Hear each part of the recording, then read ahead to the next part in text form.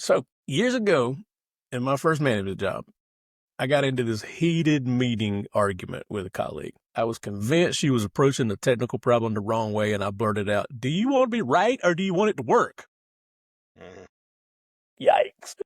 Yeah, I've been there. Yeah, man. 15 years later, that line still sticks with me. And it's not because it was clever or I was cool, but because it was a gut punch. And here's the thing. Now that I'm helping out some aging relatives with stuff, I realize that often that same tension shows up from time to time. When your parent refuses help or a relative refuses help, argues about money, or insists that the microwave clock must stay flashing at 12 o'clock, the question isn't who's right. The question is what's actually going to help this work for both of us. So if you're in the middle of caregiving and butting heads, try asking yourself, do I want to be right or do I want it to work? Trust me, you're going to be a lot better off picking work. Yeah, and sometimes that means swallowing a little bit of pride, but it's worth it.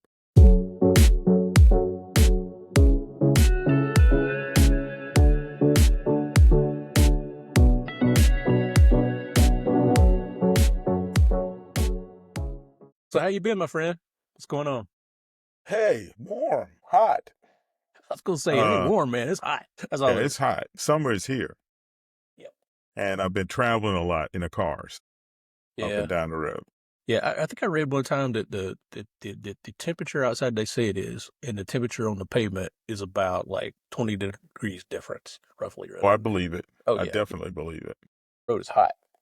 Even though we're in the upstate of South Carolina and it's typically cool for South Carolina, that's not where I'm usually going. I'm usually going in the lower state, which is, really hot. Really hot. I almost earned our expletive rating, but I'm not going to do that right now. So, y'all, we got a lot to talk about today. Yeah, we do. We've got a lot of interesting stuff. There's some tech. There's some other, personal stuff. There's emotional stuff. There's all kinds of stuff. We got a grab bag today. Definitely do. So I guess we should probably start out with a little bit of, I don't know, you want to talk about something technical? Sure. How many times have you been asked about the breach that's happened in the last few months? Dude, yeah, a lot.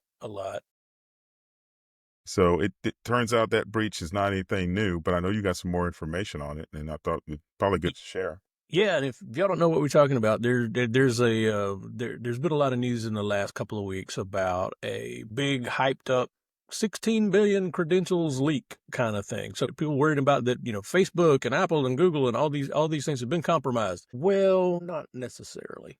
So the deal is this much hyped 16 billion credential leak isn't a fresh breach. It's a big compilation of a lot of stuff that's already been exposed, a lot of already exposed data, and it's pulled together from some old info stealer logs, some prior leaks, and some credential stuffing dumps. So no major websites like Apple, Google, Facebook, or others were newly compromised, even remotely close.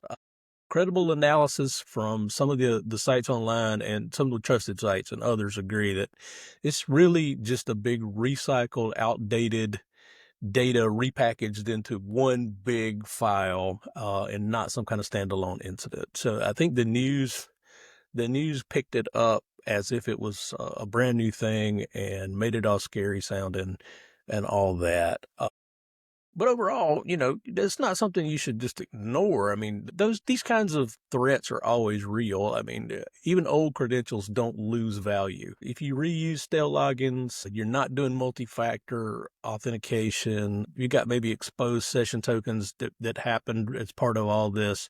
There's all kinds of things that hackers can use to use some of that old data. So bottom line, it's not a big new breach, but it does let you know that there's a lot of data out there. And if you haven't lately, the thing to do is just do some cleanup of your passwords. Maybe go through, if it's been a year or two since you changed the password, it's probably a good idea to go ahead and go through and change those things. You try not to use the same password at every site or multiple sites. If you got a password manager, use that bad boy. Most operating systems these days actually have one built in. I know Macs do now. The whole Apple ecosystem has them.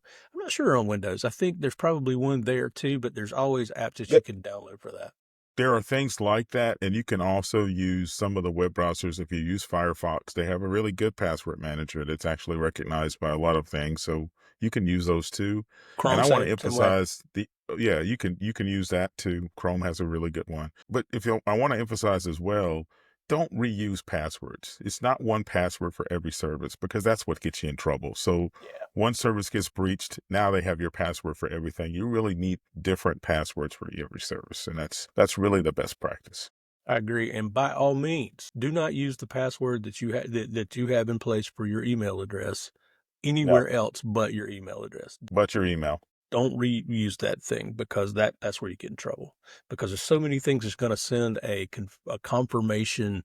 If you go try to change the password on the site, 9 times out of 10, it's going to send a confirmation to your email or your text address. And no, do not use that Yeah. password anywhere else. I just straight up say that. And two-factor is your friend. If you, for most people, it's not that big of a deal, and it actually helps you be a little bit more secure. So, we're not security experts telling you everything that's the way you should do things, but you certainly should have some best practices, some good hygiene, and one password for everything is a total disaster. For So, sure. For sure. And there's a pretty cool site out there that'll help you know if your email address has showed up in any kind of breach and roughly what it is, what sites actually cause this problem. It's a weird name. It's called Have I Been Pwned, PWNED.com. So it's HAVIBENPWNED.com. And I'm going to put this in show notes, so don't worry to remember that. So what it is, if you've ever wondered whether or not your email or your passwords have been exposed in a data breach, that tool, the Have I Been Pawned site, it helps you so that you can just go there, you can plug in your email address, and it'll tell you if your info has shown up in any known security leaks. It's super simple. It's a way to stay on top of your digital safety. And, maybe it's just a wake-up call to stop reusing that same password everywhere. It's good to go check that out from time to time. Yep, for sure. definitely. A little bit of prevention will save you a lot of headache later. So, Yep, no doubt. especially do this for your loved ones too. Since we're on a show talking about that kind of thing, it's not just you, it's them, the It's okay. passwords they come up with. And some of them are ridiculously simple. Sometimes we need to get them onto things like, I know there's a new way of doing passwords now. It's actually, I think we talked about it a little bit earlier before, where you don't have to actually make up a password. It's now based on your device. So, think about those things. Move them. I know it takes a lot to move some of them along. You have to think about that too. Yeah, for sure. For sure. Yeah. And along these lines, hackers and that kind of stuff, there are some more scammers out Yeah, I there tell right you. now, and they're getting on my last nerve. I don't know about you, but they Oh, are. mine too. I don't know how many of times you've heard this, but I'm sure our leakers are. My iCloud account is about to be deleted. My photos are not going to be accessible. I can't get into Google Maps anymore. This all Mm-hmm. kinds of things, and they're trying to be clever. And the real way around these things is to make sure that you check that email address it's coming from, and if it doesn't make any sense, like why would Apple send you a notice on gmail.com? Yeah, Yeah, they're not going to do that. they're not going to do that. Most of the time, that's all built into the system anyway. You're not going to get emails about that notification. You're going to get a system alert on your actual system that tells you those things on your phone, on your PC or your Mac. They're not going to So show don't up in a let those fool text you. or an They're email. getting Yeah. clever. They're using AI to do it. It's not. It used to be you would get these things that would have bad grammar and misspelled words in it.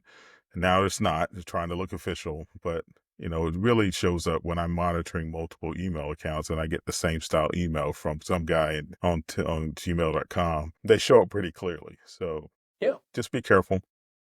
Yeah. Always check that email address. Stuff to look out for. Well, I got a new one this week, and this one blew my mind. So I looked down, and I use PayPal for some things. I have some websites it makes it really easy to pay for whatever you're buying with PayPal, and it's kind of you can use PayPal against a bank account, or you can use it against credit cards. And basically, what it does is gives you kind of another layer of indirection between the website and your actual credit card numbers.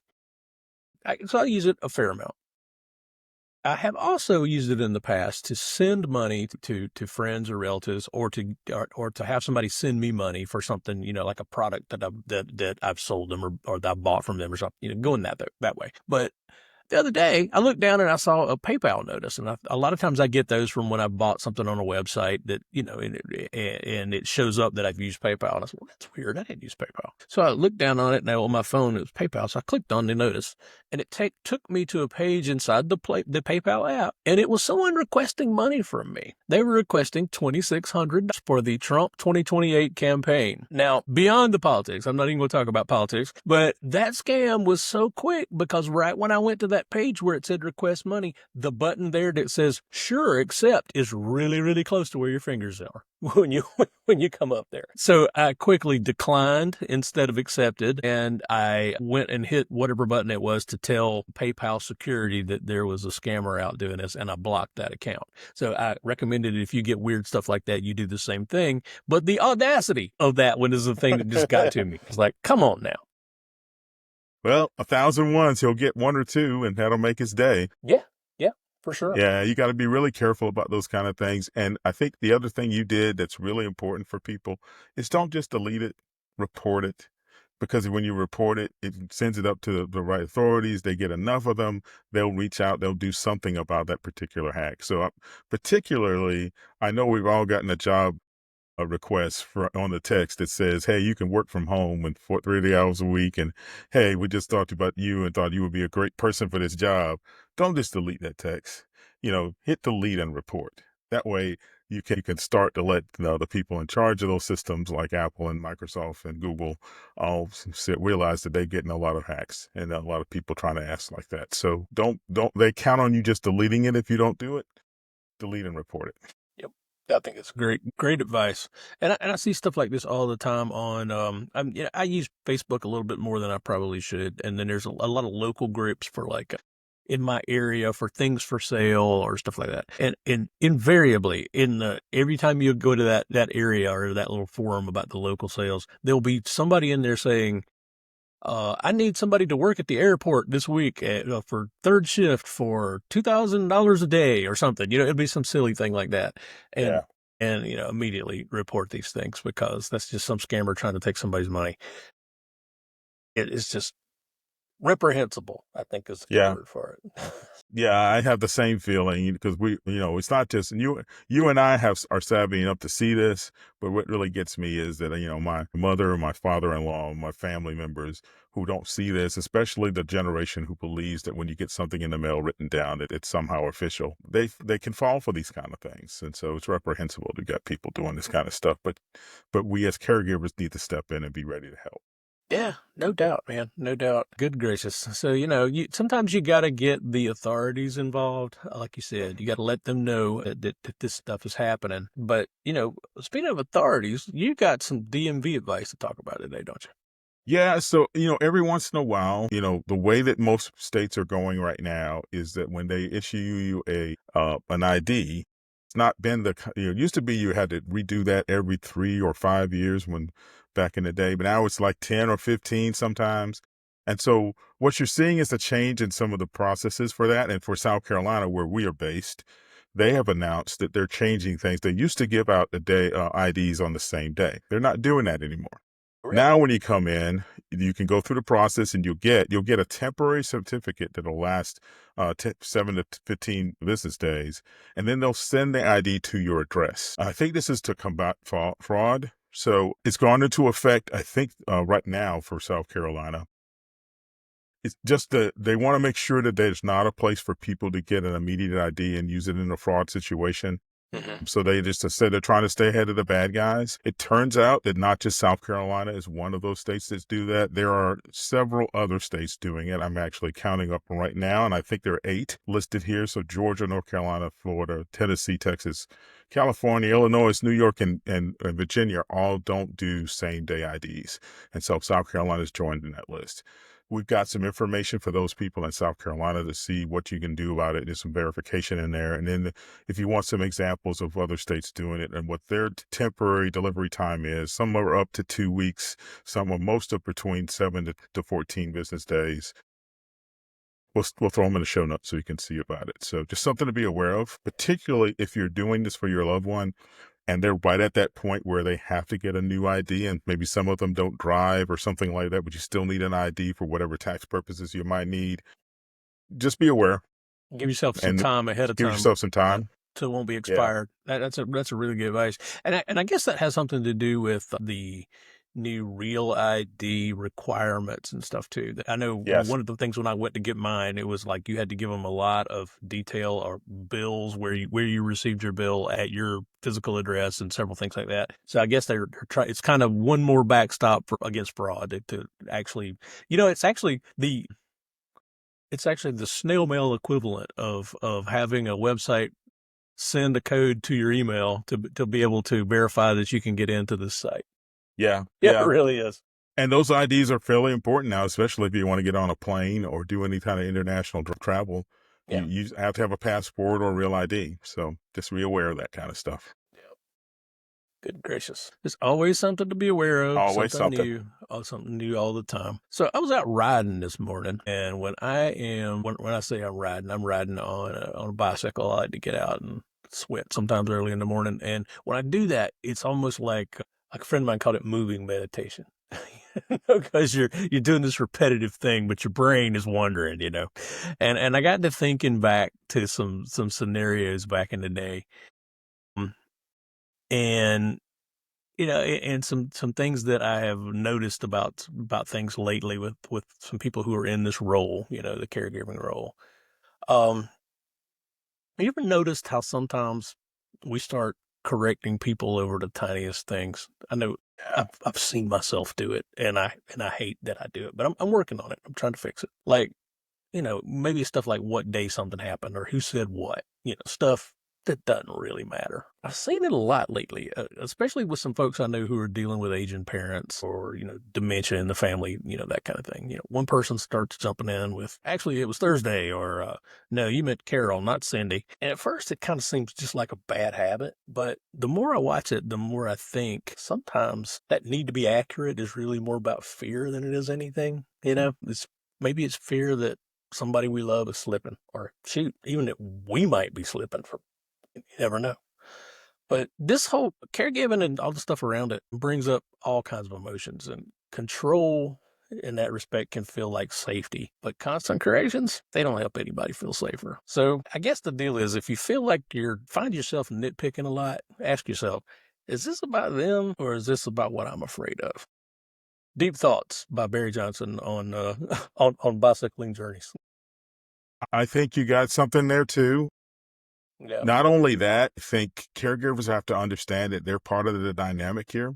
Yeah. And if you're doing it, maybe the fear and the lack of control is something that you need to face. And so, there's a real point saying is the only thing you really have control over is how you respond to the things outside of your control. 100%. Yes. And so take a step back. I'm guilty of it too, Barry. I mean, my wife will tell you, that's you. But I want you to understand is that you need to understand where it's coming from. And maybe you need to talk or find someone you can talk to about what it takes to help yourself deal with that feeling, that fear, that lack of control. And, I do it all the time, and your loved one may be doing it, and maybe it's time for you to play the role of listening to them and hearing their fears about what's going on as well. So yeah, this is not easy, and you need support to do this. We certainly hope that you're here to be supported by this podcast, but this is a one-way track, right? So sometimes you need a two-way track, somebody who will respond. And so look for those kind of things and be aware. There are lots of support groups out there for caregiving situations, from everything from Alzheimer's to dementia to just being a caregiver. Seek out those places because they're good. They have good information and they can help. For sure. And, if if you're a religious person, it might be somebody in your church. If you're not, it might be it might be a therapist. It might be, like you said, a group therapy group, just people who get together and talk about similar kinds of things. It might even be something Could be like your family. It could be your member, family. Yeah. Somebody not involved in the direct situation, maybe. Maybe you need somebody a little bit outside that, but somebody in your family. But, there's options. Just find somebody to talk to them. I think that's a good thing. I think it's really important to do that. But I also think having a conversation with family about your shared fears is something you got to do too. If you're a brother or a sister or a cousin or a nephew or uncle, and you see something going on, reach out, because most of the time those caregivers want release like that. They want somebody who can talk to them about that. So you got to do that for each other. There's a great movie called The Replacements. I don't know if you've ever seen it. Yes. It's about Yes, I football. have. You have, but in that movie, Gene Hackman is a coach, and he brings everybody into the locker room, and they talk about fears. They talk about fears, like what's your worst fear on the football field? And somebody says, spiders, coach. No, I'm not talking about spiders. I'm talking about other stuff. And they go on to talk about they talk about mental things like they call it quicksand, like not being able to you have one failure, then you have another, and you have another, and before long the whole thing's gone, and that scares you. But the football part of it is not the deal. It's just like Bobby said. Sometimes you just got to share your fears, and if you share your fears with people, they'll share their fears with you, and they're out in the open, and you're stronger because of it. And that was one of the whole fear parts of the loses movie. power. Loses power. Yeah, it does. It does. Fear works when it's individual and not shared. When you share your concern with your family members, you share the burden of that. And I firmly believe it makes it easier to deal with. 100%, for sure. Yeah. So welcome to Psychology with Caregivers today. But we're all over. We're all over. Hey, we'll want to hear from you too. If you got some fear that's bothering you, you want to email it to us, let us know. We can talk about it. We'll talk about it on the air. We won't talk about it. We won't tell you where it's coming from. But that's right. It'd be interesting if you got some good examples of that and kind of want to get it out. So feel free to email us, caretechandtips@gmail.com. We'll be happy to respond. And let us know if we're talking about things that you want. Hey, rate us, give us subscribe to us. Let us know how we're doing. We want to build a community. We want to make sure we have this conversation the right ways. Yep.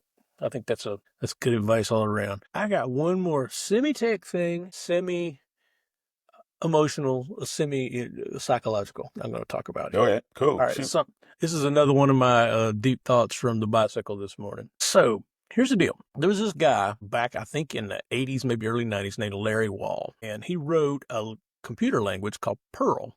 It was one of the first scripting languages built for automating tasks. And Larry said, there are 3 virtues of a great programmer: laziness, impatience, and hubris. Not what you really expect, right? Well, no. Laziness, because you'll write code that automates the boring stuff so you don't have to do it again. Okay. Impatience, because you want your programs and other people's to move fast and not waste time. And hubris, that's the pride. That's the pride that drives you to write code so clean and so smart that nobody dares even criticize it. You think you're the stuff. So the hubris. Well, that mindset's pretty good in tech, and it served me pretty well when I was coming up. But then life can kind of shift on you. Maybe parents start aging. Maybe somebody gets sick. Maybe somebody passes away. And suddenly you're in a completely different role, right? You're helping from the sidelines, maybe supporting your dad, your mom. You're guiding a loved one through some red tape. You're sorting out some finances, all this kind of stuff. And that clever efficiency mindset, it doesn't always land like it used to. So there's this book by this guy called Marshall Goldsmith. It's called What Got You Here Won't Get You There. It's written for a lot of high achievers transitioning from their technical job or their business job or whatever into leadership, and where the skills that got you promoted won't always make you a great manager. And I got to thinking about that. This applies here too. So that title hits just as hard when life throws you into unfamiliar territory, like caring about somebody, even if you're not doing the hands-on care for them, even if it's just at a distance. So here's a question you got to ask. Am I clinging to what used to work or learning what this moment actually needs? Yeah. So I'm going to leave you with that one from Deep Thoughts on the Bicycle. There you go. Like it. All right. We appreciate y'all coming here and listening to us wherever you happen to be, whether it's in your car or on your walk or watching us on YouTube. We're glad that you're here, and we want to keep doing this for as long as we can. So let us know if there's anything we can help out with. We can do it for you. That's some good thought there, Barry. I like that. So thanks, man. I'm going to have to ask myself. There you go. All right. Y'all be good. We'll see you next time. Y'all be good. All right. See you later.